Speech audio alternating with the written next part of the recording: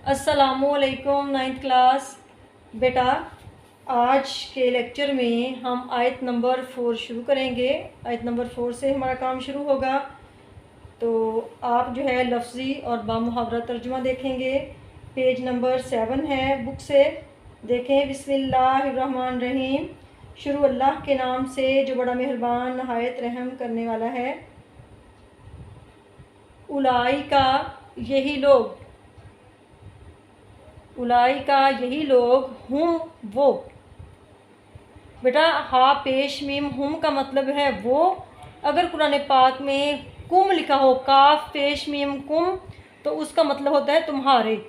हुम का मतलब क्या हुआ? वो, कुम तुम्हारा, तुम्हारे। ठीक है, ये आपने फ़र्क जो है वो याद रखना है और किताब पे लिख भी लें। हुम का मतलब वो और कुम का तुम्हारे। अल मुमिनूना मोमिन, बेटा सारे मोमिनों को कहा गया, जमा का सीगा है, MCQs बन सकता है।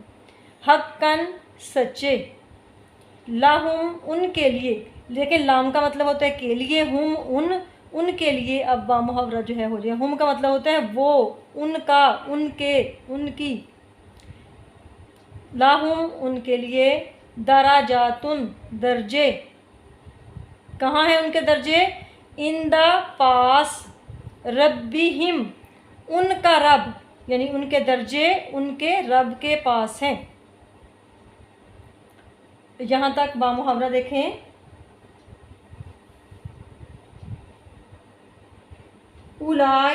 उलाइका हुमुल मुमिनूना हक्कन, यही सच्चे मोमिन हैं, यानी यही लोग सच्चे मोमिन हैं। लाहुम दराजातुन इंदा रब्बिहिम, उनके लिए परवरदिगार के यहाँ बड़े बड़े दर्जे हैं। लाहुम से लेके रब्बिहिम तक बामुहावरा तर्जुमा सुने दोबारा। उनके लिए उनके रब के पास बड़े बड़े दर्जे हैं। नेक्स्ट, व मगफिरतुन, और बख्शिश है। व रिज़्कुन, और रिज़्क है, रोज़ी है। करीमुन, इज़्ज़त वाला, यानी इज़्ज़त वाला रिज़्क है या इज़्ज़त वाली रोज़ी है। यहाँ तक आप बामुहावरा तर्जुमा देखें। व रिज़्कुन करीमुन, और इज़्ज़त की रोज़ी है, यानी मोमिनों के लिए अल्लाह ताला के पास क्या है कि बड़े बड़े दर्जे हैं, एक बात। दूसरी है मगफिरतुन, और उनकी बख्शिश है। और तीसरी बात है वरिज़्कुन करीमुन, और इज़्ज़त की रोज़ी है या इज़्ज़त वाला रिज़्क है। स्टूडेंट्स, आयत नंबर 5 सुने। कमा, जैसा के। कमा का मतलब क्या है? जैसा के। अखराजा का, आपको निकाला। अखराजा निकाला, का आपको, तुमको। ठीक है। रब्बू का, आपका रब या तेरे रब ने, दो मानी है इसकी। रब्बू का आपका रब या तेरे रब ने। का मतलब होता है आपका, आपकी, तुम्हारा, तुम्हारी या तेरा। ये आपने जहन में लफ्ज़ करने हैं कि का मतलब क्या है, ना का मतलब क्या है, मिन का मतलब क्या है, फ़ी का मतलब क्या है। फिर आपको तर्जुमा याद करने में आसानी हो जाएगी। रब्बू का, आपके रब ने या आपका रब। मिन से, बेती का, आपका घर। देखें, ये काफ काफ आ रहा है तो आपका तर्जुमे में मानी में जो है वो लफ्ज़ आ रहा है। बेती का, आपका घर। बिल हक़ी, हक के साथ, तदबीर के साथ।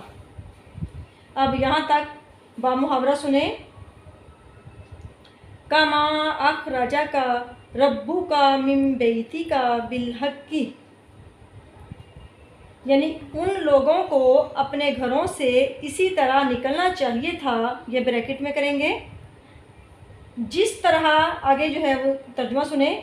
जिस तरह तुम्हारे परवरदिगार ने तुमको तदबीर के साथ अपने घर से निकाला, यानी कमा अखराजा का रब्बू का मिन बैती का बिल हक़ी। दोबारा इसका तर्जुमा सुन लें बामुहावरा, कि उन लोगों को अपने घरों से इसी तरह निकलना चाहिए था।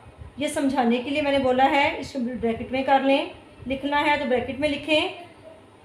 तर्जुमा आगे सुने आयत का। जिस तरह तुम्हारे परवरदिगार ने तुम्हें तदबीर के साथ अपने घर से निकाला। आयत का नेक्स्ट हिस्सा। व इन्ना और बेशक, वाओ और इन्ना बेशक, फ़रीक़न एक जमात, एक ग्रोह, मिन से, मिन का मानी होता है से, का, की। ये मैंने सारे मानी आपकी सहूलत के लिए लिख दिए हैं कि आपको समझ आ जाए। मिनल मुमिनीना, मोमनो, लाकारिहून नाखुश, नापसंद, यहाँ पे नाखुश आएगा, ठीक है। इसके मानी है लाकारिहून नाखुश, नापसंद। तो बामुहावरा सुने इसका तर्जुमा। व इन्ना फ़रीक़म मिनल मुमिनीना लकारिहून, और उस वक्त मोमनों की एक जमात नाखुश थी, यानी मोमनों की एक जमात जो थी वह नाखुश थी। क्यों नाखुश थी? कि वो नए नए लोग दायरा इस्लाम में दाखिल हुए थे, तो लोग जो है थोड़ा सा डर रहे थे कि अगर जो है वो हम जंग में मारे गए तो क्या होगा। यानी सिर्फ इतने से उनको घबराहट थी। जब नबी पाक सल्लल्लाहु अलैहि वसल्लम ने अल्लाह ताला का हुक्म सुना दिया और ये भी खुशखबरी दे दी कि अल्लाह ताला जो है कि मदद हमारे साथ शामिल हाल होगी और अल्लाह ताला 1000 फरिश्तों से हमारी जंग में मदद करेंगे, तो फिर जो है वो सहाबा कराम थोड़ा सा उनको मोमिनों को थोड़ा सा हौसला हो गया था। 9th class. अब हम पढ़ेंगे आयत नंबर 6। बुक से देखें। युजादिलूना का, युजादिलूना वो झगड़ने लगे, वो झगड़ा करने लगे, का आपसे, फिल हक की, फ़ी में, अल हक की हक बात, सच्ची बात, वो हक बात में आपसे झगड़ा करने लगे, बादा बाद, माँ के दो मानी हैं, जब के या जो। कुरान पाक में कहीं कहीं आयत में माँ जो है वो जो का मानी देगी, कहीं जब के। माँ जब के, तबय्यना ज़ाहिर हो चुका। यहाँ तक बामुहावरा तर्जुमा सुने। युजादिलूना का फिल हक की बादा मा तबय्यना, वो लोग हक बात में उसके ज़ाहिर होने के बाद या ज़ाहिर होने के पीछे तुमसे झगड़ने लगे।